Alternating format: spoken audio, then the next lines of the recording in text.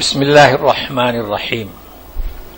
الحمد لله رب العالمين، والصلاة والسلام على سيد المرسلين محمد وعلى آله وصحبه أجمعين. رب اشرح لي صدري ويسر لي أمري واحلل عقدة من لساني يفقهوا قولي. آج کا ہمارا درس جو ہے سورت نساء آیت نمبر 7-8، اور مضمون جو چل رہا ہے گزشتہ سے وہ یہ ہے کہ منافقین اور کمزور مسلمان ان کا سنا سنی جہاد میں جانے سے گریز کرتے تھے. تو یہاں سے بات شروع ہو رہی ہے. اعوذ باللہ من الشیطان الرجیم. اینما تکونوا یدرککم الموت ولو کنتم فی بروج مشیدہ وَإِن تُصِبْهُمْ حَسَنَةٌ يَقُولُوا هَٰذِهِ مِنْ عِندِ اللَّهِ وَإِن تُصِبْهُمْ سَيِّئَةٌ يَقُولُوا هَٰذِهِ مِنْ عِندِكَ قُلْ كُلٌّ مِنْ عِندِ اللَّهِ فَمَا لِهَٰؤُلَاءِ الْقَوْمِ لَا يَكَادُونَ يَفْقَهُونَ حَدِيثًا. ترجمہ یوں ہوگا این ما جہاں کہیں بھی، تکون تم رہو ہو، یدرک پائے گی تمہیں موت، آدھا پہنچے گی، اگرچہ کہ تم مضبوط، مشیدہ یعنی مضبوط، بروج یعنی قلعے محلات، لیکن بروج کسے کہا جائے گا؟ والسماء ذات البروج. بروج ہمیشہ بلند چیز کو، آسمان برجوں والا جو منزلیں ہیں. لیکن یہ کہ اب دنیا میں ہم ٹاور کہہ سکتے ہیں آج کل، اور قلعے. تو مشیدہ یعنی تم ایسی محفوظ جگہ میں ہو تب بھی موت آ دبوچے گی، یہ کہا جا رہا ہے. ایک بات یہ. دوسری بات یہ کہ اگر انہیں یعنی جو احتیاط برت رہے ہیں جنگ میں شریک ہونے سے، اگر انہیں کوئی حسنہ پہنچے تو کہتے ہیں کہ اللہ کے پاس سے، اور اگر ان کو کوئی سیئہ پہنچے تو کہتے ہیں کہ آپ کے پاس عندک یعنی اے رسول. اب میں نے حسنہ کا سیئہ کا ترجمہ نہیں کیا تاکہ محفوظ رہے، یہ طریقہ ہوتا ہے، کیونکہ حسنہ ہمیشہ نیکی کو کہا جاتا ہے اور سیئہ بدی کو. تو یہاں سیئہ اور بدی کے معنی میں نہیں ہے، کیونکہ سیئہ اور بدی پہنچتی نہیں اس کو. سیئہ بدی تو انسان عمل کرتا ہے نا. جی. تو سیئہ، تو یہاں اس کے معنی کریں گے حسنہ اور سیئہ کے خوشحالی اور بدحالی، یا ہے کہ بھلائی. اب جیسے کہ وہ نعمت تو اس کے مقابلے میں نقمت، رحمت تو اس کے مقابلے میں زحمت. تو یہاں نیکی بدی نہیں ہے، یعنی بھلی بات، یعنی تمہیں کوئی بھلائی. تو مطلب کیا؟ جنگ میں حالات تمہارے خوشگوار ہیں تو کہتے ہیں کہ ہذہ من عند اللہ، یہ کہا جا رہا ہے. اور اگر تکلیف تو کس کی طرف منسوب کرتے ہیں؟ رسول کی طرف. یہ پہلے سے چلا آ رہا ہے. موسیٰ علیہ السلام کو بھی کہا گیا کہ ہم تمہیں طیرنا یعنی نحوست والے سمجھتے ہیں. تو یہ چلا آ رہا ہے، شیطان یہ چال چلاتا ہے. لیکن اس میں جو ہے موت ہے نا، یدرککم الموت، موت پالے گی. موت ایک ایسی چیز ہے کہ جس کا کوئی بھی انکار نہیں کرتا. کیوں؟ تو مشاہدے میں آتی ہے. کوئی بھی ہو، کوئی بھی کٹر سے کٹا، اسے وہ جانتا ہے کہ موت آئے گی. اب تیاری کیوں نہیں کرتا؟ جو غیر مسلم ہے انہیں گمراہ کر دیا گیا کہ جنم نہ جانے 7 جنم، تو پھر وہ تیاری کیوں کرے گا؟ کچھ اچھا عمل کرو تو اچھے بن کر آئیں گے واپس. اور مسلمان تیاری کیوں نہیں کرتے؟ شفاعت، یا فلانے صاحب فلانے بابا ان کی نظریں کرتے رہو تو یہ وسیلے. تو اس طریقے سے موت کا تذکرہ جبکہ نبی کریم صلی اللہ علیہ وسلم نے فرمایا، راوی ابو ہریرہ کہ کثرت سے یاد کرو موت کو، یہ لذات کو مٹانے والی ہے. تو شیطان نے کام کیا موت سے غافل کر رہا ہے. مگر یہاں میں یہ بتانا چاہتا ہوں کہ چونکہ ہمارا یہ تحقیقی درس ہے نا، دیکھیے موت کے پہلے کیا تھا قرآن شریف نے بیان کیا ہے، آپ پڑھ چکے ہیں ابتدائی مراحل کہ ہم نطفے سے بڑھ کر آئے وجود میں، یہ بھی بتا دیا گیا. موت کے درمیان کیا ہوتا ہے وہ بھی بتا دیا گیا قرآن شریف میں اور احادیث میں کہ وہ جو آتے ہیں فرشتے کافروں کی روح قبض کرنے تو تھوپتے ہیں، کہتے ہیں کہ اے نکل، اور مومنین کی روحیں تو اطمینان سے نکالتے ہیں. یہ بھی یعنی اثناء موت یہ بھی بتا دیا گیا. موت کے بعد کیا ہوگا یہ بھی بتا دیا گیا. احوال میں جائیں گے، احوال برزخ میں سوال ہوگا، لیکن موت کیا چیز ہے یہ نہیں بتایا گیا. موت کیا ہے ایک چیز اور کیسے بیان کریں، چونکہ موت ہے کیا اصل میں، تو اس کے لغت کے اندر معنی کیا موت کے. موت کے اندر لغت کے معنی جسے ہم کہتے ہیں نا جان، روح، جسم سے جدا ہو کر، جدا ہو گئی موت ہو گئی، لیکن ابھی باقی ہے. بھائی جسم سے جدا ہو گئی پھر کیا، دوسری زندگی میں گئی کہ نہیں گئی، فرشتے اٹھا کر لے جاتے ہیں. تو موت کے معنی مر گیا نہیں، وہ تو بہت مشہور ہے ہمارے یہاں، مر گیا مردود فاتحہ نہ درود. وہ مر گیا کیسے، جسم سے جدا ہوئی روح، جسے کیا کہیں گے موت. مگر کہاں گئی، بعد کی زندگی میں. اب یہ کہاں گئی، کیسے نکلی، ہم نہیں سمجھ سکتے. یسألونک عن الروح، پوچھتے ہیں کہ ہم نے جو تمہیں علم دیا ہے بہت کم ہے. البتہ یہ جو موت ہے، جب انسان کی موت واقع ہوتی ہے تو نیکوں کی نیک فرشتے لے جاتے ہیں، برے لوگوں کی برے فرشتے. اس کے بعد وہ کہاں جاتی ہے، برزخ. ہم لوگ کہتے ہیں قبر میں نہیں جاتی. قبر تو اس کا نام ہے جہاں مردے کو دفناتے ہیں. سارے مردے تو نہیں دفناتے نا، سمندر میں غرق ہوتے ہیں. تو وہ برزخ میں جسے ہم کہتے ہیں قبر، وہ لوٹا دی جاتی ہے تاکہ اس سے سوال جواب ہو، یعنی اس کا امتحان ایگزام ہو. ایگزام ہونے کے بعد وہ اپنی جگہ پہ جاتی ہیں. جسے کہتے ہیں نا آخرت کی پہلی منزل، انسان مر گیا تو آخرت کی پہلی منزل وہ کون سا، برزخ. بہت کم لوگ جانتے ہیں برزخ میں تو کتنا رہیں گے. دیکھیں آدم علیہ السلام سے لے کر آج تک لوگ کہاں ہیں، یہ روحیں برزخ میں ہیں. تو یہ ایک برزخی زندگی، ہم اسے سمجھ نہیں سکتے. اس لیے موت کیا ہے ہم نہیں جانتے. تو بہرحال اب یہاں اپنے خیال رکھنا کہ اس کے بعد یہ جو کہا جا رہا ہے کہ موت تم کہیں بھی رہو وقت پر وہ آئے گی. تو مطلب کیا کہ جہاد میں جانے سے مت کتراؤ، یہ کہا جا رہا ہے. اب یہ کہا جا رہا ہے کہ دیکھیے اسے یاد رکھیے، وہ کہتے ہیں کوئی بدحالی ہوئی جنگ کی وجہ سے یا خوشحالی ہوئی تو الگ الگ منسوب کرتے تھے، برائی تو رسول کی طرف. اب اللہ تعالیٰ جواب دے رہے ہیں قل کل من عند اللہ. اب اسے آپ کو یاد رکھنا ہے تاکہ اگلا فقرہ سمجھ میں آئے. کہہ دو قل اے رسول کہ چاہے بدحالی ہو چاہے خوشحالی ہو، کس کی جانب سے، اللہ کی جانب سے. اب اسے آپ اگر سمجھیں گے تو آئندہ جو آیت آ رہی اس کے بعد والی اس میں تعارض نہیں ہوگا، نہیں تو پھر ٹکراؤ ہوگا. لہٰذا اسے میں کہہ رہا ہوں یاد رکھے تو اس وقت سمجھیں گے. فما لہؤلاء القوم، اس قوم کو کیا ہوا، لا یکادون یفقہون حدیثا، یعنی یہ جو کہتے ہیں کہ مصیبت آئے تو تیری جانب سے اور بھلائی تو اللہ کی جانب سے، اس قوم کو کیا ہو گیا کہ یفقہون سمجھنا فقہ سے، حدیثہ بات، اور ایک یکادون آیا ہے تو لا یکادون. اس کے معنی یہ نہیں کہ سمجھتے نہیں، سمجھتے نہیں کس کے معنی ہوں گے، لا یفقہون حدیثہ. تو سمجھنے کی نفی کی نہیں کی جا رہی ہے. آپ جانتے ہیں کانا کانا کانو ہے نا، اسی طریقے سے کادا کادا یکادو، یہ 14 سیگے ہیں.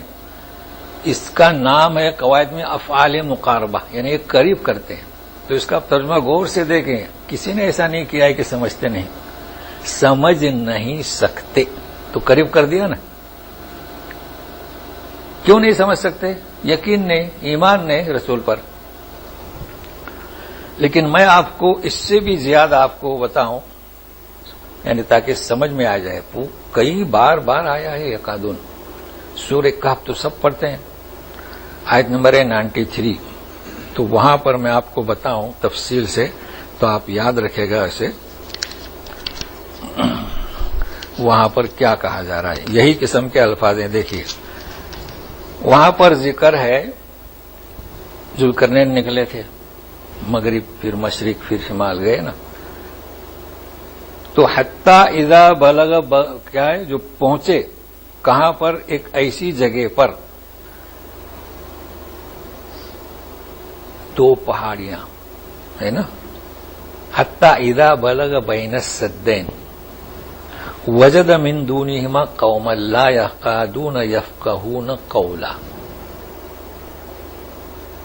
لا یکادون، بات نہیں سمجھ سکتے تھے. بات کی نفی نہیں ہو رہی. کیوں؟ تو آگے ہے وہ بولے کہ یادل کرنے ان یاجوج و ماجوج مفسدون فی الارض. وہ بتا رہے ہیں بادشاہ کو کہ یاجوج ماجوج یہاں سے آتے ہیں، ہم لوگوں کو پریشان کرتے ہیں، تو ہم آپ کو ٹیکس دیتے ہیں خرچہ، اور آپ دیوار پاٹ دیں. اب کیا ترجمہ کریں گے؟ بات تو کرتے تھے وہ، لیکن اس وقت جو سامنے بادشاہ تھا، جیسے ہوتا ہے نا بھائی ہم لوگ کی بولی اور ہے، یہاں آئے تو ہم نہیں سمجھ سکتے تھے. اس کا مطلب یہ نہیں کہ وہ بولی نہیں بولتے تھے، بولی تو بولتے تھے، لیکن افعال مقاربہ کہ وہ بات کو نہیں سمجھ سکتے تھے ذوالقرنین کی. اب پھر بتایا کہ بات کیسے کی؟ ظاہر ہے کہ کوئی مترجم ہوگا یا اشارے سے، تو سمجھ کا انکار نہیں کیا جا رہا ہے. ایک چیز اب ہم اوت کرتے ہیں، قل کل من عند اللہ، کہہ دو خوشحالی بدحالی اللہ کی جانب سے. تو اب اسے یہاں پر اس آیت پہ غور کیجیے. ما اصابک من حسنۃ فمن اللہ وما اصابک من سیئۃ فمن نفسک. آ گیا سمجھ میں؟ ابھی کہا جا رہا ہے کہ کل من عند اللہ. ابھی کیا کہا جا رہا ہے؟ عند اللہ ومن نفسک. اسے سمجھنا ہے.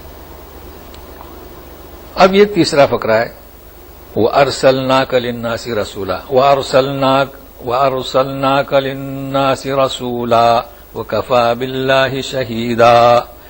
یوں کہا جا رہا ہے کہ جب خوشحالی ہوگی، حالات مناسب ہوں گے اللہ کی جانب سے. اوپر کیا کہا گیا تھا؟ کل من عند اللہ. ہاں جو کچھ بدحالی ہو فمن نفسک. اب یہ کہا تو جا رہا ہے کہ رسول کو، لیکن رسول کو کہہ کر سنائے کسے جا رہا ہے؟ امت کو. یہ تو واضح ہے، کئی دفعہ ہم نے سمجھا ہے. لیکن یہ تعارض نہیں ہے، اصل میں ٹکراؤ نہیں ہے. قرآن فہمی کے کچھ اصول ہوتے ہیں. اب دیکھیں اگر آپ سے کوئی کہے یہ تو ٹکراؤ ہے، ابھی آیت گزری کہ کل من عند اللہ، اور ابھی یہ تقسیم کیسی ہوئی؟ اسے سمجھنا ہے، چاہے آیات قرآنی ہوں چاہے احادیث ہوں. اس کا نام ہے فہم. دیکھیے انسان ایک عمل کرتا ہے بھلا، تو اللہ اس کے لیے بھلائی کی راہ ہموار کرتا ہے. انسان گناہ کرتا ہے، اب کیا ہوگا؟ گناہ کیا، کوئی بھی ہو، مسلم ہو مومن ہو کوئی بھی ہو، انبیاء چھوڑ کر، ہے نا، گناہ تو کیا نا اس نے. تو اللہ تعالیٰ اوپر کہہ رہے ہیں کہ من عند اللہ، اور یہاں کہہ رہے ہیں کہ تیری جانب سے. کیوں؟ اس کی وجہ یہ ہے کہ اس نے جو گناہ کیا، اس گناہ کی بنیاد پر اس کے وہ گناہ کے معافی کے لیے کوئی ترکیب ہونی چاہیے. ہونی چاہیے کہ نہیں چاہیے؟ اب وہ ترکیب کیا ہوگی سمجھنا ہے. یہاں توبہ کی بات نہیں ہو رہی ہے. کئی لوگ ایسے ہیں نیک لوگ آخری عمر میں بیمار ہو جاتے ہیں، کھٹیا پر چپک جاتے ہیں. سبب کون بنا؟ اس کے گناہ مٹتے ہیں، یہ اس کے لیے خیر ہے. لیکن سبب کون بنا؟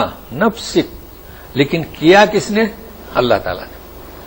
کیونکہ کئی ایسے لوگ ہیں ان کو بیماری نہیں آتی اور پریشان نہیں ہوتے، چلے جاتے ہیں، ان کا حساب تو ہوگا. کفارہ نہیں ہوا، کفارہ نہیں ہوا نا. تو یہ کسی کی سزا دینا سبب تو وہ بنا مگر کس نے؟ اللہ نے کیا کہ اس کی سزا دنیا میں معاف کر دی جائے. کسی کا مال چوری ہوتا ہے، اللہ نے، اگر وہ بخیل ہے، زکات نہیں دیتا ہے، تو کوئی مال اس کا چوری ہو جائے، یہ کفارہ ہوا اللہ کی جانب سے، لیکن سبب کون؟ نفسی. تو ابھی کوئی اعتراض ہے؟ کوئی اعتراض نہیں. تو اس طریقے سے سمجھنا ہے. چلیے آگے بڑھتے ہیں. ہم نے بھیجا آپ کو رسول بنا کر، مطلب ہے کہ وہ لوگ اختلاف کرتے تھے دل میں الگ، اس لیے تسلی دی جا رہی ہے. اور کافی ہے اللہ گواہ، وکفی باللہ شہیدا. اللہ تعالیٰ کی گواہی کافی ہے. شہید کے معنی گواہی. اب یہاں بھی ہم نے کئی دفعے سمجھایا ہے، مگر کچھ لوگ نہیں رہتے ہیں نا. بھائی عموماً ہمارے یہاں شہید کسے کہتے ہیں؟ جو گردن کٹوائے، ہے نا.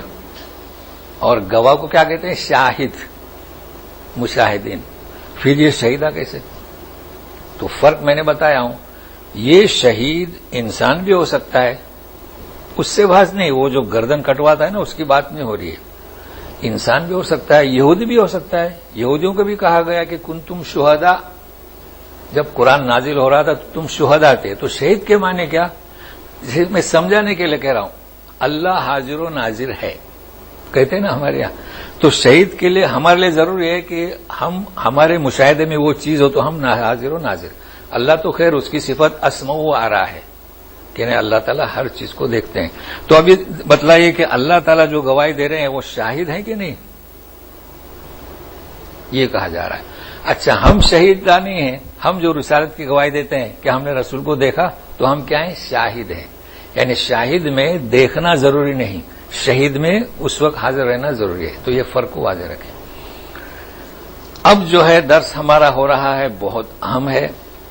ویسے تو ہر آیت بہت اہم ہے، مگر جو ہم نے عنوان باندھا ہے، آپ ساتھ میں رہیے کہ ہمارے یہاں 4 امام بہت مشہور ہیں، ہے نا. تو یہ حقیقت کیا ہے؟ اتنے مشہور کیوں ہوئے؟ سوال یہ آتا ہے. دوسری صدی سے لے کر طب تابعین، اور یہ کہ ہمارے جو سلاطین عمرا، ہارون رشید، مامور رشید، معتصم باللہ، یہ سب تھے نا، ان کے زمانے سے یہ چلے آ رہے ہیں. اتنا پھیل گئے دنیا میں، اس کی وجہ کیا؟ یہ میں بتانا چاہتا ہوں آج. اور آج بدنام کیوں ہوئے، یہ وجہ بتانا چاہتا ہوں. تو سب سے پہلے آیت پڑھتے ہیں. دیکھیے، من یطع الرسول فقد اطاع اللہ ومن تولى فما ارسلناك عليهم حفيظا. جو اطاعت کرے رسول کی، پہلے ہو چکا ہے اطیعوا اللہ و اطیعوا الرسول، مطلق اطاعت اللہ کی اور رسول کی. اولی الامر منکم، یعنی تمہارے جو حکمراں ہیں، علماء ہیں، مفتیان ہیں، ان کی مطلق نہیں، اگر وہ اللہ اور رسول کے احکام کے تحت ہے. یہاں کہا جا رہا ہے کہ جو رسول کی اطاعت کرے فقط اطاع اللہ. تو بتاؤ رسول مطلق ہوا نا، کہ مطلق اطاعت کرو رسول کی. کیوں؟ اس لیے کہ رسول جو ہے کوئی بات اپنی طرف سے نہیں کہتا، ان هو الا وحی یوحی. اب رسول جب بات پیش کرتا ہے، جب بھی کوئی مسئلہ ہوتا تھا رسول کے ساتھ، مجادلہ میں اب پڑھیں گے 28واں پارہ ہے غالباً. خولہ بنت ثعلبہ آئی اور اپنے شوہر کی شکایت کی. آپ صلی اللہ علیہ وسلم کیا فرمائے؟ جدا رہو، ہے نا. قصہ چاہے تو تفصیل سے پڑھ لیں، زہار جسے کہتے ہیں. عورت اوپر تشتکی الی اللہ واللہ یسمع تحاورکما، کیا میرے بچوں کا کیا ہوگا، جدا کیسے رہوں. وہ باہر نہیں نکلی تو فرشتے آئے. باہر نکلی بھی نہیں تھی یا نکلنے کے قریب تھی کہ فرشتے آئے. اب یہاں آپ غور سے سنیں، فرشتے جو آئے ہیں وہ کیوں آئے؟ رسول کی مطلق اطاعت، کہ آپ نے جو بات بتلائی، کہ کیا بات تھی وہ، آپ شوہر سے علیحدہ رہیں، ٹھیک ہے. تو کہنا بتلانا کیا چاہتا ہوں کہ آپ شوہر سے علیحدہ رہیں. فوراً فرشتے آئے کہ نہیں، ایسا نہیں تو اصلاح ہوئی کہ نہیں؟ چونکہ جو احکام نازل نہیں ہوئے تھے، کبھی کبھی رسول کہتے تھے کہ انشاءاللہ، کبھی کہتے تھے کہ میں کل بتاؤں گا، تو سمجھ میں آ گیا کہ رسول تو اب اصلاح ہوئی نا، پھر اسے بلایا گیا کہ کفارہ دے دو اور شوہر میاں بیوی ساتھ میں رہو. تو ایسے کئی مسائل ہیں. اچھا، اب دوسرا، رسول کی اطاعت، تو اللہ کی بھی اطاعت، رسول کی بھی اطاعت. کیوں؟ ابھی دیکھیے انشاءاللہ پڑھیں گے، اس کے بعد تو سورہ مائدہ ہے، سورہ نساء ختم ہونے کے بعد، لیکن اور وہ الفاظ بھی یاد ہیں. اس میں یہ ہے کہ آپ جب سورہ مائدہ پڑھیں گے تو دیکھیے اس میں وضو کرنے کا حکم ہے، سمجھے نا؟ تو وضو کرنے کا حکم جو ہے وہ یہ ہے، میں پڑھ کے سناؤں کہ یا ایھا الذین آمنوا، کیا ہے؟ اذا قمتم الی الصلاۃ. غور سے سنیا، جب تم نماز کے لیے کھڑے ہو، فاغسلوا وجوہکم وایدیکم الی کیا ہے؟ مرافق، یہ کوہنی ہے نا. وامسحوا برؤوسکم، زیر لگ گیا، وارجلکم الی الکعبین. ٹھیک ہے، یہ اللہ کا حکم ہوا. چہرہ کیسے دھوئیں؟ اطیعوا الرسول، رسول نے بتلایا. یہ پیشانے کے بال نکلنے سے لے کر یہ ٹھڈی، یہ کان کی لو سے یہ چہرہ ہوا. فاغسلوا وجوہکم، تو ہوا کہ نہیں؟ اطیعوا الرسول، من یطیع الرسول فقد اطاع اللہ. وایدیکم الی المرافق، یہ ہے مرافق. اب مرافق کا مطلب کیا؟ کوہنی سے پہلے یا کوہنی کے بعد؟ ہاں، چونکہ یہاں بہت زمانہ ہوا، 400. جب یہاں ہم آئے تو یمنی حضرات لنگیاں ہی لنگیاں، تو اس میں گھٹنے نظر آتے تھے. کیوں؟ تو ناف سے گھٹنے تک ستر، تو گھٹنا اس میں شامل ہے کہ نہیں؟ یہ مسئلہ ہوتا ہے. تو یہاں پر بھی کوئی کہے گا کہ نہیں یہ شامل نہیں، ہاتھ یہاں تک دھو، یہاں تک تو نہیں. اللہ کے رسول نے عملاً بتا دیا کہ کوہنی کے اوپر. تو من یطیع الرسول. اچھا، الی الکعبین، تو ٹکنے شامل ہے کہ نہیں؟ تو شامل ہے. تو سمجھ میں آیا کہ اچھا ایک اور چیز بتاتا ہوں آپ کو، ذرا غور سے سنیے. اللہ تعالیٰ کیا فرماتے ہیں؟ آپ کبھی بازو میں کوئی وضو کرتا ہے نا، ذرا دیکھتے رہیں، کوئی نہ کوئی ضرور ملے گا آپ کو. پہلے پیر دھوئے گا، پھر مسح کرے گا، الٹی سلٹی وضو کرے گا. کیا اللہ تعالیٰ فرماتے ہیں؟ فاغسلوا وجوہکم، چہرہ. ابھی وہ پوری آیت نہیں پڑھ رہا ہوں. وَأَيْدِيَكُمْ وَامْسَحُوا بِرُؤُوسِكُمْ وَأَرْجُلَكُمْ. تو دھونا پیر کس کے ساتھ ہے؟ چہرہ اور ہاتھ. تو پہلے کیوں نہیں بیان کیا؟ پہلے ہونا چاہیے تھا نا، ہونا چاہیے تھا بظاہر سمجھتے نا، ایک سمجھانے کے لیے ہم کہہ رہے ہیں، ورنہ کوئی ایسا کہہ سکتا ہے قرآن میں ایسا ہونا چاہیے تھا؟ تو بظاہر پہلے ہونا چاہیے تھا نا. تو شیعہ حضرات کا رد کر رہے ہیں کہ چہرہ دھوو، ہاتھ دھوو، وارجلکم زبر ہے، اور پھر آخر میں وامسحوا برؤوسکم زیر ہے. اس وجہ سے ایسا نہیں، ترتیب، چونکہ مسا کا نمبر تیسرا ہے اور چوتھا کس کا؟ پیر کا ہے. ترتیب. اب اگر کوئی مخالفت کرتا ہے تو اس کی بدبختی ہے. ہمارے یہاں نام لینے کی ضرورت نہیں، وہ جو فالوورز ہیں نا فقہ کے، وہ ایسا کرتے ہیں. شیعہ حضرات نے تو قرات تبدیل کر دی. شیعہ حضرات کیا پڑھتے ہیں؟ فاغسلوا وجوہکم وایدیکم وامسحوا برؤوسکم وارجلکم. ہو گیا؟ زیر پڑھ دیا نا، تو کیا ہوا؟ سر کا مسح کرو، پیر کا مسح کرو. یہ تو آیت کی تفسیر. اب ہم آپ کو بتاتے ہیں. اب جو ہمیں بتانا ہے، پھر ایسا کیوں؟ یہ مذاہب مشہور کیوں ہوئے؟ اب آپ بتائیے کہ ہم جو یہ تفسیر بیان کر رہے ہیں، ہمارا منہج کیا؟ قرآن اور احادیث رسول. ٹھیک ہے؟ تو صحابہ کرام کا منہج کیا تھا؟ قرآن اور رسول سامنے تھے، لیکن جب رسول فوت ہوئے، جانتے ہیں آپ فقہ کے معنی کیا؟ سمجھ. پہلے سے چلا آ رہا ہے. لوگ جاتے تھے حضرت عائشہ صدیقہ کے پاس. بتائیے صدیقہ سے زیادہ کوئی فقیہ تھی؟ ہو سکتی ہے؟ وہ مدرسے میں پڑھی ہوئی تھی؟ نہیں، کیونکہ اس کی زندگی رسول کے ساتھ گزری تھی. پوچھتے تھے کہ غسل کیسا کرتے تھے، کسے معلوم؟ صدیقہ کو، نہ کہ صدیق کو. جی صحیح ہے نا, آتے تھے. یہاں تک کہ مرد شرماتے نہیں تھے, بولے امی جان نماز کے لیے جاتے تھے کیا تو عورتوں کو چھوتے تھے؟ تو بولے ہاں, بوسا بھی لیتے تھے. تو کیا معلوم ہوا کہ نماز کو جاتے ہو بیوی کو ہاتھ لگا کوئی بات نہیں, لیکن ہمارے یہاں وہ بیوی کو بھی ٹچ ہوئے تو دوبارہ وضو کرتے ہیں. اب یہ کون سے جو شوافے ہیں, یہ یاد رکھ لیں, جو شوافے کے فالوورز ہیں, شافی نہیں کہہ رہا ہوں, امام شافی کے نام نہیں لے رہا ہوں, فالوورز کا نام لے رہا ہوں. کتنی دشواری ہے. تو ایسا کیوں؟ چاروں خلفاء ابوبکر صدیق, عمر, عثمان, علی ان کے پاس جاتے تھے. عبداللہ بن مسعود, عبد الرحمن بن عوف, اور بھی نام ہے. لوگ ان سے پوچھتے تھے منہج کیا؟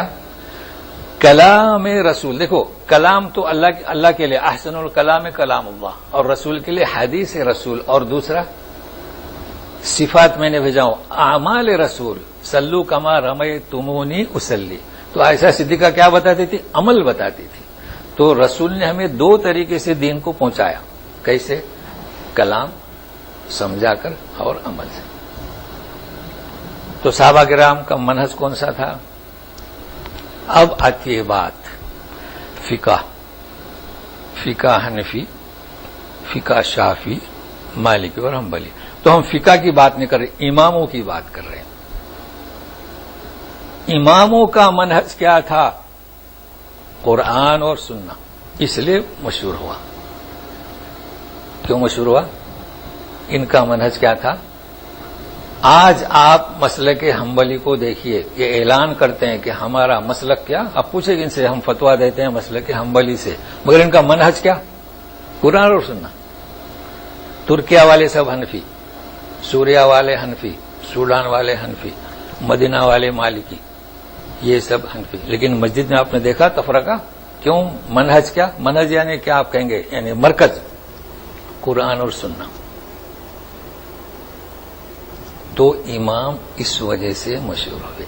ہر امام نے کیا کہا کہ اذا صح الحدیث فہو مذہبی. اب ہم چلتے ہیں, ہمارا ہم فالوورز کس کے؟ شافعی اور حنفی. ہمارا منہج کیا؟ یہ سوال بہت کم لوگوں کو معلوم ہے اس کا جواب.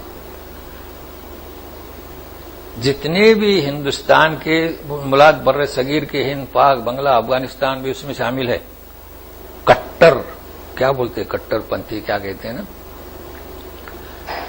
ان کا منہج فقہ حنفی. کیا؟ فقہ حنفی. بہت فرق ہے. امام ابو حنیفہ کا منہج کیا؟ قرآن اور سننا. ان کے فالوورز کا منہج کیا؟ فقہ حنفی. فقہ حنفی کس نے مرتب کی؟ فالوورز نے. شافعی کا منہج کیا؟ مرکز کیا؟ فقہ شافعی.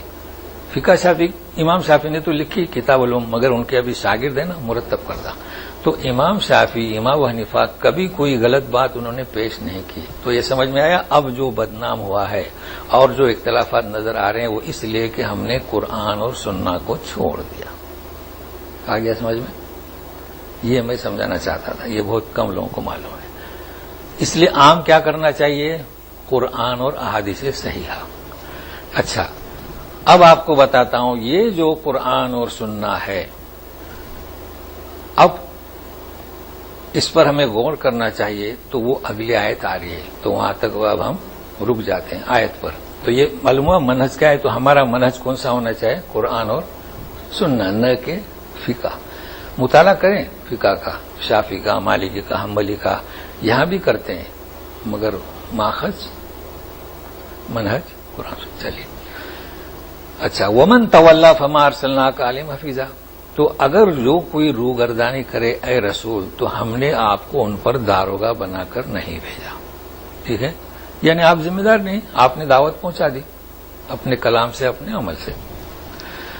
وَيَقُولُونَ طَاعَةٌ فَإِذَا بَرَزُوا مِنْ عِنْدِكَ بَيَّتَ طَائِفَةٌ مِّنْهُمْ غَيْرَ الَّذِي تَقُولُ وَاللَّهُ يَكْتُبُ مَا يُبَيِّتُونَ فَأَعْرِضْ عَنْهُمْ وَتَوَكَّلْ عَلَى اللَّهِ وَكَفَى بِاللَّهِ وَكِيلًا. کہتے ہیں یہ منافقون اطاعت. عبداللہ بن ابی تو خطبے کے دوران کھڑا ہوتا تھا, محمد کی بات سنو. وہ تو محمد ہی کہتے تھے نا صلی اللہ علیہ وسلم, بات سنو, ایسا خطبے کے دوران چونکہ دل میں نفاق، تو کہتے ہیں کہ طاعت. پھر جب وہاں سے چلے جاتے ہیں برزو من عندک اے رسول، اللہ خبر دے رہے ہیں بیت طائفۃ منہم، بیت مبیت منا رات گزارنا. تو یہ رات کو کیا باتیں کرتے ہیں؟ غیر الذی تقول.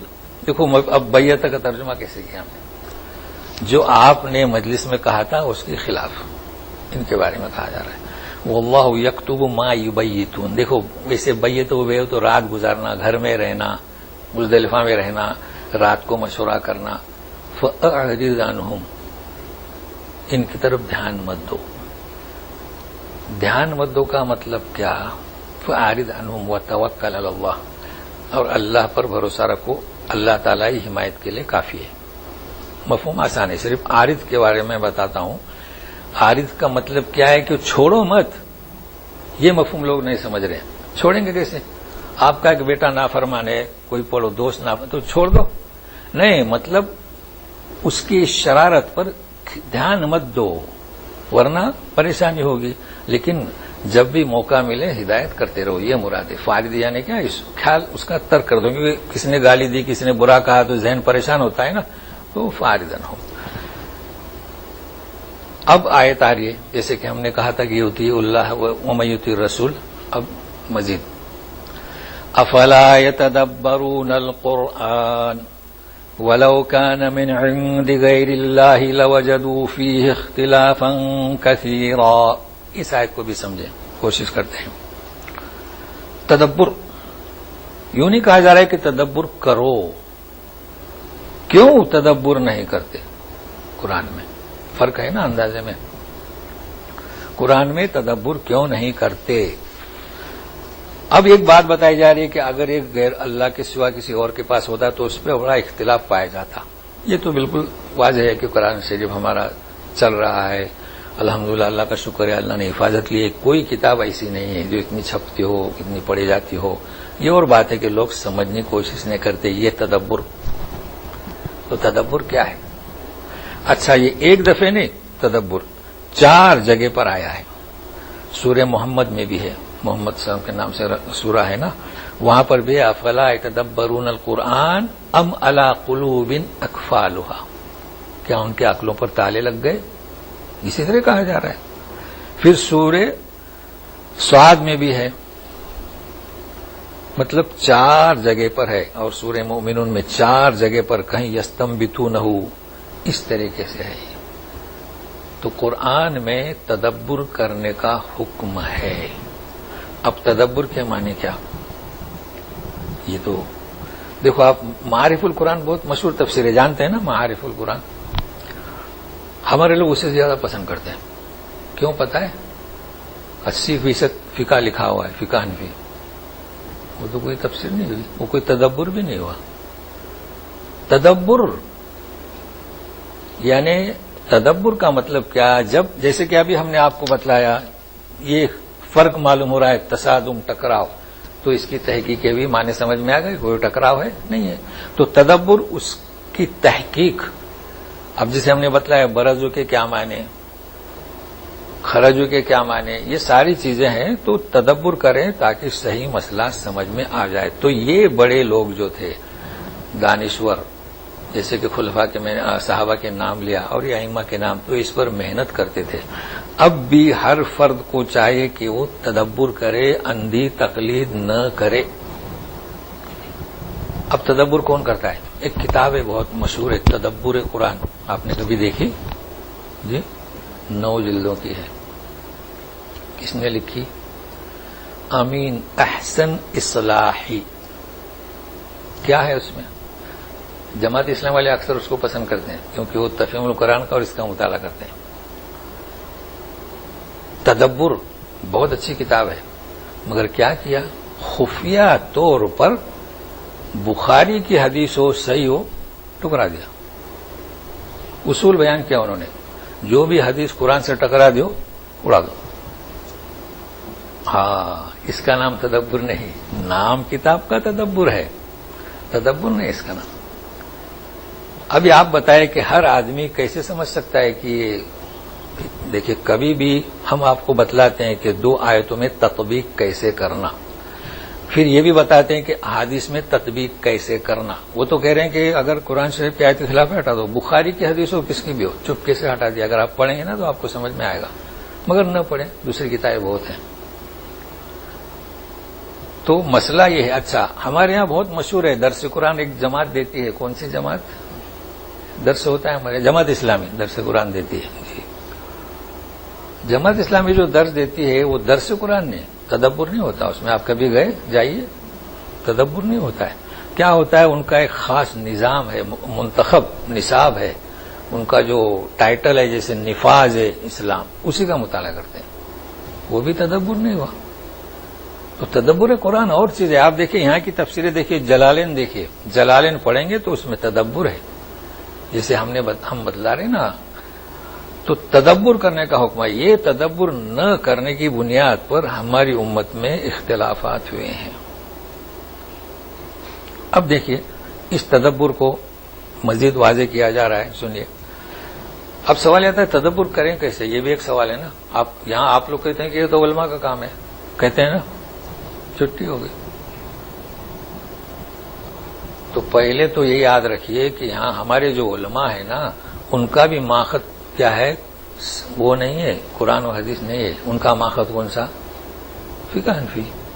تو وہ بھی تدبر نہیں کر رہے ہیں. ہر انسان کو تدبر کرنا چاہیے اس کی حیثیت کے مطابق. بھائی آپ نماز پڑھو، کیسی نماز پڑھو؟ لوگ تو کتنی مختلف نمازیں ہیں، وضو کا طریقہ مختلف ہے. حج پر بھی لڑ پڑتے ہیں، 4 رکعت پڑھنا کہ 2 رکعت پڑھنا.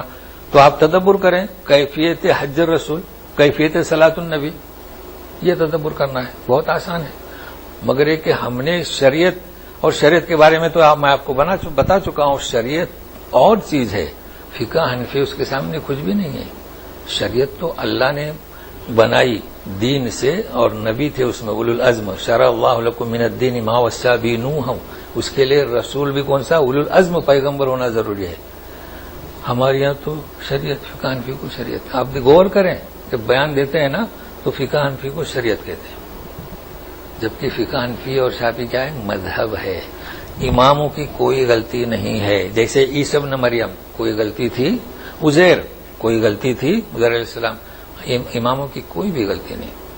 ان کا ماخذ کیا تھا؟ قرآن اور سنہ. اب آگے چلتے ہیں. وَإِذَا جَاءَهُمْ أَمْرٌ مِّنَ الْأَمْنِ أَوِ الْخَوْفِ أَذَاعُوا بِهِ وَلَوْ رُدُّوهُ إِلَى الرَّسُولِ وَإِلَى أُولِي الْأَمْرِ مِنكُمْ لَعَلِمَهُ الَّذِينَ يَسْتَنبِطُونَهُ مِنْهُمْ وَلَوْلَا فَضْلُ اللَّهِ عَلَيْكُمْ وَرَحْمَتُهُ لَاتَّبَعْتُمُ الشَّيْطَانَ إِلَّا قَلِيلًا. اب اس میں آپ کو ہمارے امام ہیں یا ہمارے لوگوں میں جو سمجھدار ہیں ان کی حقیقت سامنے کھل کر آئے گی. لیکن اس کا مطلب یہ نہیں کہ وہ ماخذ ہیں. تو سنیے گا، اگر ان کے پاس کوئی معاملہ امن کی حالت کا، یعنی بھائی جنگ نہیں ہے، رومیوں کی فوج چلی گئی، اویل خوف، یہ ہے کہ خوف کے فوج آ رہی ہے لڑنے کے لیے، مدینہ کا گھیراؤ کرنے کے لیے، وہ بھی. تو یہ منافقین کیا کرتے ہیں؟ پھیلا دیتے ہیں جھوٹی خبر.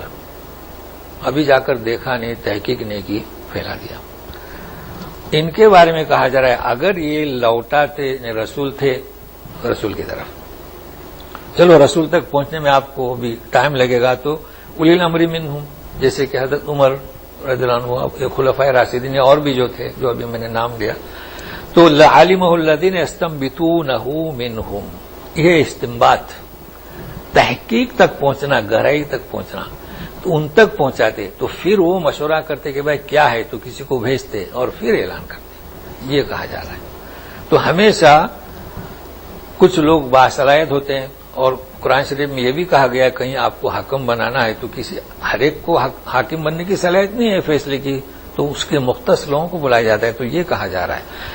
لیکن ہوا کیا؟ اگر اللہ کا فضل تم پر نہیں ہوتا اور اس کی رحمت، تو تم تو شیطان کی پیروی کرنے ہی جا رہے. لَاتَّبَعْتُمُ الشَّيْطَانَ إِلَّا قَلِيلًا، مطلب وہ لوگوں کو گمراہ کر رہے تھے اور لوگ بھی گمراہ ہونے والے تھے، مگر اللہ نے فضل کیا. اور یہ ہمیشہ اللہ تعالیٰ فضل و کرم کرتے رہتے ہیں، ورنہ اکثر گمراہ ہو جاتے ہیں. اب اسی قسم کی ایک آیت ہے، جب یہ بیان کیا جا رہا ہے تو اسی تعلق سے آپ کیا کیجئے، یہ جو احتیاط برتتے نہیں جاتے تو یوں کہا جا رہا ہے فقاتل فی سبیل اللہ لا تکلف الا نفسک وحرض المؤمنین عسى اللہ ان یکف بأس الذین کفروا واللہ اشد بأسا واشد تنکیلا. آپ اللہ کے راہ میں قتال کرتے رہیے. اس وقت کا حالات ہیں کہ رومی، پارسی سب دشمن تھے، منافقین بھی اس میں، یہود. ایسے وقت میں اب اس آیت کو آج پیش کریں گے تو آج تو ایسا کوئی حکم نہیں دیتا ہے. آپ اب کے مکلف ہیں، آپ نکلیں اور اپنے مومنوں کو آپ ترغیب دیں. باقی یہ نہیں آتے آپ ناراض ہونے کی ضرورت نہیں، تسلی دی جا رہی ہے. البتہ حرض المؤمنین، ابھارو. کیوں ابھارو؟ سنیے. امید ہے کہ اللہ تعالی کافروں کی اس سختی کو یا اس جنگ کو روک دے گا. آپ کا کام کیا؟ آپ تیار ہو جائیں، مومنین کو ابھاریں. لیکن اللہ تعالیٰ ہو سکتا ہے روک دے، جیسے جنگ تبوک میں گئے تھے بغیر جنگ کے واپس آئے، یہ کہا جا رہا ہے. لیکن آپ ہمت نہ ہاریں، یہ کہا جا رہا ہے. واللہ اشد بأس. دیکھو بأس ہمارے یہاں کیا پڑھتے ہیں؟ واللہ اشد بأس. یہ تو میں محنت کر رہا ہوں اس کی، جبکہ وہ بأس نہیں ہے، بأس. وہ اشد تنکیلا. اب یہ بأس کس کے لیے استعمال ہوتا ہے؟ جنگ، قوت. تو اللہ تعالیٰ قوت میں سب سے زیادہ ہے. تنکیلا لدینا انکالا و جحیما. تو انکال کسے کہا جاتا ہے؟ زنجیریں. دوزخ میں ڈال دیے جائیں گے زنجیریں پہنا کر. تو زنجیروں سے مراد کیا؟ عذاب، سختی. تو یہاں پر کیا گیا ہے سزا. یعنی کبھی کبھی ترجمہ جو ہے نا محاورے سے کیا جاتا ہے کہ بہت سخت قوت میں اور سزا دینے میں بھی سخت ہے. تو اب اس میں کیا ہے؟ قوت سخت ہے، اس لیے وہ جنگ کو روک بھی سکتا ہے. اگر آپ جنگ میں چلے گئے تو آپ کو کامیابی دے سکتا ہے، آپ کے دشمنوں کو شکست بھی دے سکتا ہے. اور اگر آپ نہیں مانتے رسول کی مخالفت تو سزا دینے میں اسے کوئی تکلیف نہیں ہوگی، سخت ہے. اب وہی آیا شفاعت کا ذکر، تو سنیے گا. من یشفع شفاعتا حسنتا یکن له نصیب منها ومن یشفع شفاعتا سیئتا یکن له کفل منها وکان اللہ علی کل شیء مقیتا. اب اس میں 3 الفاظ ہیں. جو کوئی سفارش کرے بھلائی کی، آپ کسی کو ترغیب دیتے ہیں نا کہ دین کی طرف آنے کی، جو بھی آپ تبلیغ کرتے ہیں اپنے اپنے حساب سے، یکن لہ نصیب منہا، اس کے لیے اس کا حصہ ہے. نصیب جانتے ہیں نا، حصہ. نصیب تقدیر کو بھی کہتے ہیں، تیرے نصیب میں تھا. البتہ ہمارے ایسا اسٹین لگا دیتے ہیں، یہاں کے لوگ بھی استعمال کرتے ہیں نصیب. اور جو کوئی سفارش کرے برائی کی، یکن لہ کفل منہا. اب یہاں نصیب نہیں آیا تو قرآن کو اس طرح سمجھنا ہے. یہ ہے تدبر. کیا کہہ رہے ہیں؟ کفل منہا. بھائی یہاں نصیب، یہاں کفل. ایسا کیوں؟ فرق کیا؟ بھائی جو آدمی بھلائی کرتا ہے، سفارش کرے بھائی نیک کام کرو، نصیب. جو آدمی کہتا ہے برے کام کرو، نصیب نہیں، کفل. کفل کسے کہیں گے؟ جز. جز. آپ نے کسی کو نمازی بنا دیا، پورا ثواب آپ کو. نماز اس نے پڑھی، آپ کو بھی ثواب. بھائی والدین بچوں کی تربیت کرتے ہیں، بچے 5 وقت نمازی ہوتے ہیں، بچوں کو بھی ثواب، ماں باپ کو بھی ثواب ہے نا، نصیب. لیکن آپ نے کسی کو برائی پر ابھارا تو اس کی مقدار میں ہے، اس کی مقدار، وہ بھی اللہ تعالیٰ اس میں سے بھی کچھ معاف کرتے ہیں. تو یہ ہے قرآن کا تدبر. دیکھیں یہ ہے تدبر. کہیں تو ہم یہ کوشش کرتے ہیں کہ جلدی نہ پڑھیں قرآن. آپ جانتے ہیں کہ ایک حدیث ہمارے یہاں بہت مشہور ہے کہ بھائی، تو ہم لوگ بھی شروع میں بہت فاسٹ پڑھتے تھے. مدرسے میں ہمیں بتایا جاتا تھا کہ بولے تم کو کہیں جانا ہے تو آپ منزل پہ زیادہ رکتے رہنا، بھاگو. تو اکثر حفاظ آپ کو بھاگم بھاگ، اس لیے تراویح میں ایسی پڑھتے ہیں. تربیت ایسی ہوتی ہے مدارس میں، بھاگو بس، رکو مت. مطلب 15 منٹ میں ایک پارہ ختم کر دو. ایسا نہیں. اللہ تعالیٰ کا فرماتے ہیں تدبر. تو تدبر کب رکیں گے تب نا، رکو، لفظ دیکھو. تو یہ کئی چیزیں ایسی ہیں جو غلط ہمارے یہاں ہو رہی ہیں. اب یہ کہ نہ جانے کیوں ایسا ہو رہا ہے، چونکہ احادیث پاک کا وہ مطالعہ نہیں کرتے. اچھا، اب وکان اللہ علی کل شیء مقیت. مقیت اوقات سے، ہمارے یہاں بولتے تیری اوقات کیا. بس اب آسان ہو گیا ترجمہ. اللہ تعالیٰ ہر چیز پر طاقت رکھتا ہے. آپ کچھ بھی کریں, قادر کریں, لیکن یہ مقیت کے معنی کیا؟ ایک ہے موقوتا, ان الصلاۃ کانت علی المؤمنین کتابا موقوتا, یہ وقت سے, اور مقیتا اوقات سے. اب یاد رہے گا. اب ترجمہ کچھ بھی کریں, اللہ تعالیٰ ہر چیز پر طاقت رکھتا ہے, قادر ہے, تو یہ لفظ اسے یاد رکھیے. اب یہ جو آخری آیت ہے, یعنی آج کے درس کی تقریباً, ہو سکتا ہے ایک آیت پڑھیں, لیکن اس کو بھی ہم سمجھنے کی کوشش کرتے ہیں. یہ بہت اہم ہے, معاشرے میں اس کا چلن ہے. وَإِذَا حُيِّيتُم بِتَحِيَّةٍ فَحَيُّوا بِأَحْسَنَ مِنْهَا أَوْ رُدُّوهَا إِنَّ اللَّهَ كَانَ عَلَى كُلِّ شَيْءٍ حَسِيبًا. حُيِّيتُم تحیہ, یہاں آپ نے سنا ہوگا حیاک اللہ, بس اسی سے ہے. اب سنیے گا, کہتے ہیں نا حیاک اللہ. حیاک اللہ کیا ہوئی؟ دعا ہوئی. وہ آپ کی زندگی آپ کو زندہ رکھے, اس سے بڑھ کر کوئی دعا ہے کیا؟ تو جب زندہ رکھے گا تو لوازمات بھی آئیں گے نا. زندہ رکھے گا تو دانت بھی ہوں, آنت بھی ہوں, چباؤ بھی, ہضم بھی ہو, سب آ گیا اس میں, صحت بھی ہو. تو جب کوئی ایذا ہوئی, یہ تم دیکھیے, غور سے سنیے گا, مجہول کا صیغہ ہے. جب تمہیں کوئی دعا دے, کیا کہا جا رہا ہے؟ ہوئی یہ تم, تمہیں کوئی کہے حیاک اللہ, یا کوئی کہے السلام علیکم, یہ بھی تو دعا ہوئی نا, سلام بالتحیہ. فحیوا, تم بھی دعا دو اس کو, ہوا بأحسن منہا, اس سے بہتر, او ردوہا, یا کہ اسی کو لوٹا دو. اب کیا مطلب؟ اب یہ میں سمجھانے کے لیے کر رہا ہوں تاکہ سمجھ جائے, تو پھر بعد میں سلام کی اہمیت آئے گی. جیسے کسی نے کہا کہ حیاک اللہ, حیاک اللہ, حیاکم اللہ, حیاکم اللہ. کسی نے کہا السلام علیکم, وعلیکم السلام, ہو گیا. یا ہے کہ اللہ تعالیٰ فرماتے ہیں احسن منہا, کسی نے کہا السلام علیکم وعلیکم السلام ورحمۃ اللہ, ہے نا. اس نے کہا کہ السلام علیکم ورحمۃ اللہ, تو اتنا ایک ہو یا وبرکاتہ, یہ معنی ہے. یہ تو ہم عام طور پر سمجھتے ہیں. تو یا لوٹاؤ یا احسن, اور اللہ تعالیٰ ہر چیز کا حساب لینے والا ہے. مگر یہ مطلب ہے کہ یہ جو احکام ہیں, حسیب جانتے ہیں, یہ ایک تو ہوتا ہے حاسب, محاسب.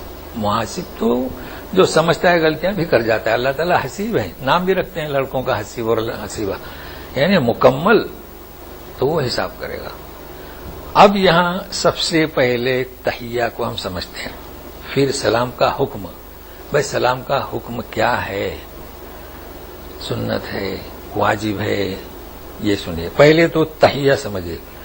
تحیہ بہت مشہور ہے ہمارے یہاں, تحیۃ المسجد سمجھتے ہیں نا, تحیۃ المسجد ہے. تو تحیۃ المسجد کسے کہیں گے بھائی؟ مسجد میں داخل ہوتے ہی 2 رکعت نماز پڑھی, ٹھیک ہے.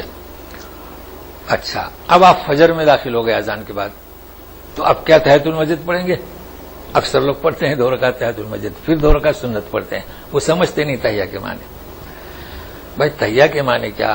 آپ گھر میں داخل ہو گئے, السلام علیکم, بس ہو گیا. 2 دفعے تو نہیں کہتے نا. تو مسجد میں داخل ہو گئے تو 2 رکعت نماز پڑھو. اب کون سی پڑھیں گے؟ فجر کے پہلے کی 2 سنت. تحیۃ المسجد نہیں پڑھ سکتے. تحیہ کے معنی کیا؟ اور میں واضح کرتا ہوں, عمرے کا احرام باندھتے ہیں, نہیں اس سے پہلے, یہ تو تحیہ کس کی ہو گئی؟ مسجد کی. گھر میں جائیں گے تو تحیہ کیا ہے؟ السلام علیکم. کعبہ شریف میں جائیں گے تو تحیہ کیا ہے؟ ہاں, طواف. دیکھیں فرق ہوا نا. مسجد میں 2 رکعت نماز, کعبہ شریف میں گئے تو طواف. اب کچھ لوگ کعبے میں جاتے ہیں, ارے بھائی کیا کر رہے ہو, نماز پڑھ رہے ہو, طواف. یہ تو جان گئے, جو نہیں جانتے وہ بھی جان گئے.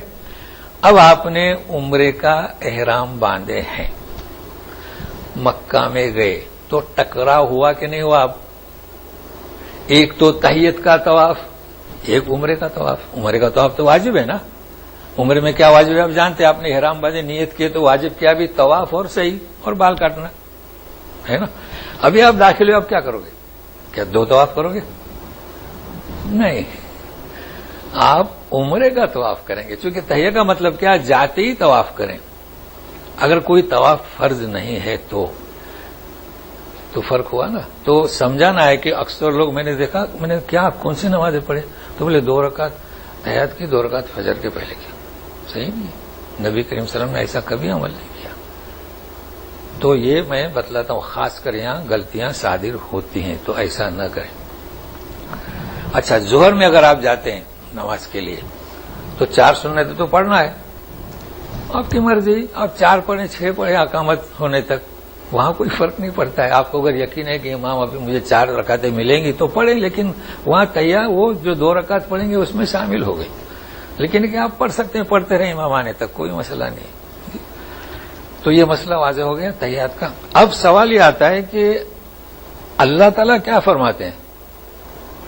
جب تمہیں پہلے ذکر کس کا ہے؟ کوئی سلام کرے تو جواب دو. تو اس میں واجب کیا اور سنت کیا؟ آپ دیکھتے ہیں، کتابیں پڑھتے ہوں گے نا، سلام کرنا سنت، جواب دینا واجب. کبھی سنتے ہوں گے؟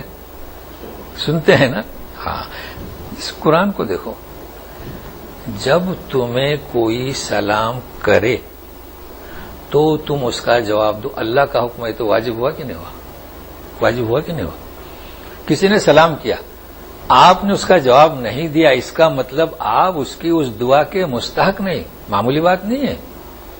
ہاں، سنا نہیں تو اور بات ہے، کیونکہ ہوتا ہے نا ایک انسان فکر میں رہتا ہے اور کوئی اس کو سلام کرتا ہے، اس نے نہیں سنا، وہ اور بات ہے.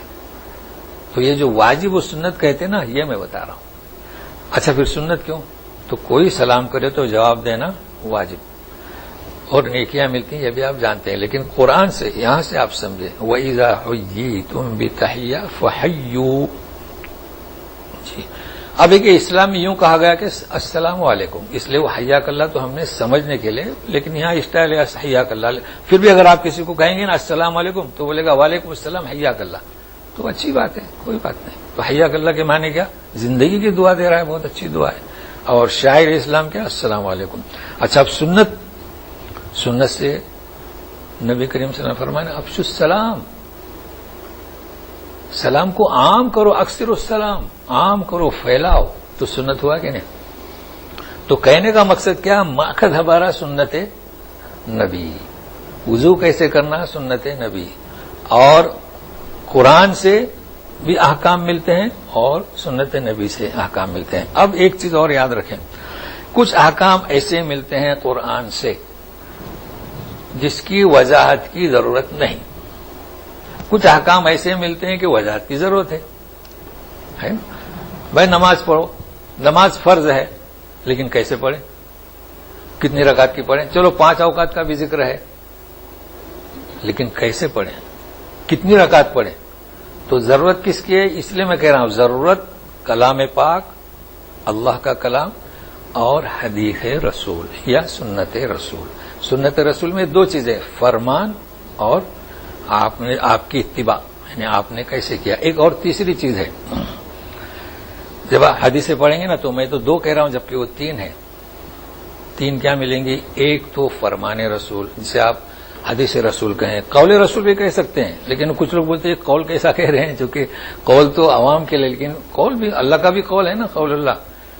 دوسرا کون سا مطلب ہے؟ عمل. تیسرا کیا ہے؟ تقریر. اب وہ تقریر سے لوگ کیا سمجھتے ہیں؟ تقریر کرنا نہیں، یہ اردو کا تقریر نہیں ہے.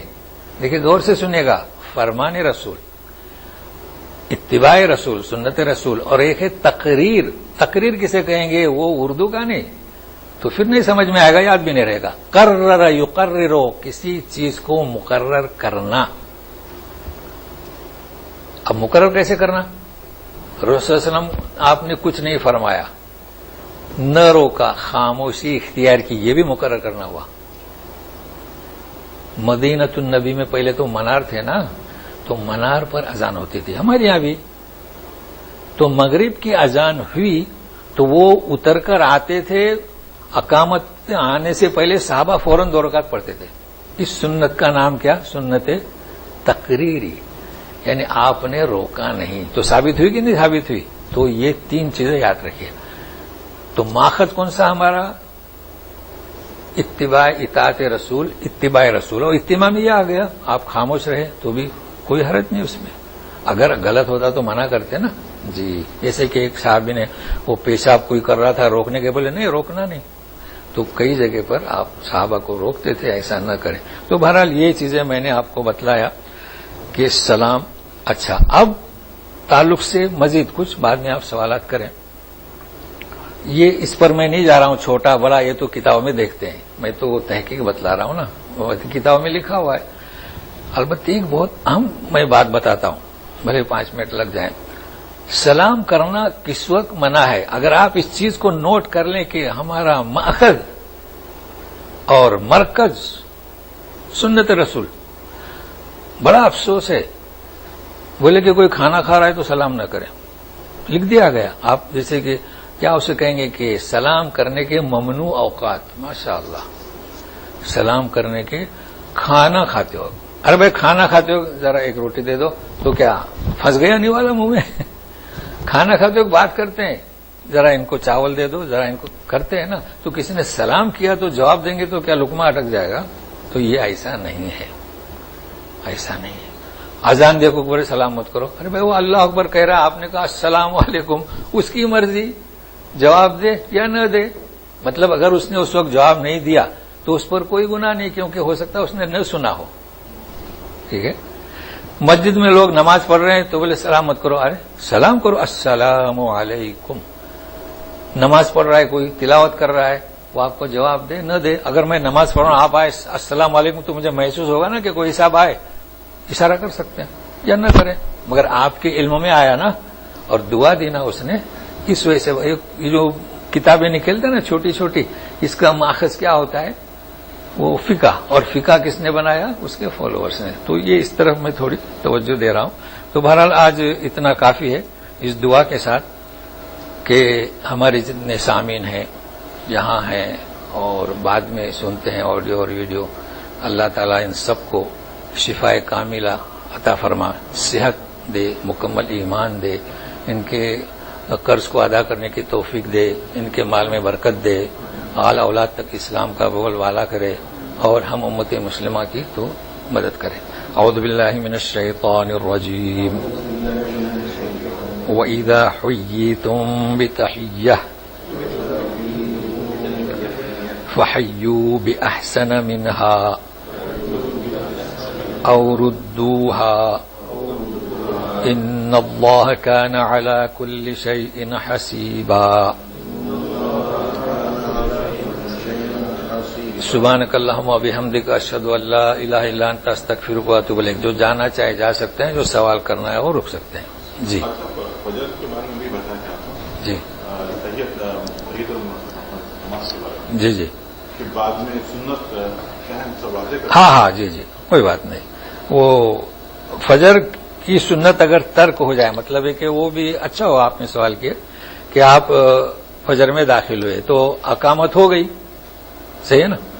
تو اب آپ کیا کریں گے؟ نہ تحیۃ المسجد سنت. سوال ہی پیدا نہیں ہوتا ہے. فرض نماز آپ کے سامنے ہے نا، سوال اچھے موقع پر کیا ہے. فرض نماز آپ کے سامنے ہے تو حدیثیں ہیں کہ جب اقامت ہو جائے تو فلا صلاۃ الا التی اقیمت، وہی نماز جس کے لیے اقامت کہی گئی. اور دوسرے الفاظ میں فلا صلاۃ الا الفریضہ، سمجھے نا؟ ٹھیک ہے. تو آپ پہلے فرض نماز میں شامل ہوں، ہاں بعد میں پڑھے تو اچھا. کتابوں میں کیا ملے گا؟ اگر آپ کو دوسری رکعت کا رکوع ملنے تک امید ہے تو سنت پڑھیں.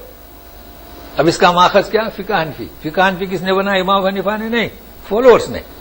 یہ میں نے آج سمجھانے کی کوشش کیا ہوں. کتابوں میں کیا لکھا ہے؟ اگر رکوع ملنے کی امید ہے دوسرے رکعت کی تو آپ سنت پڑھیں.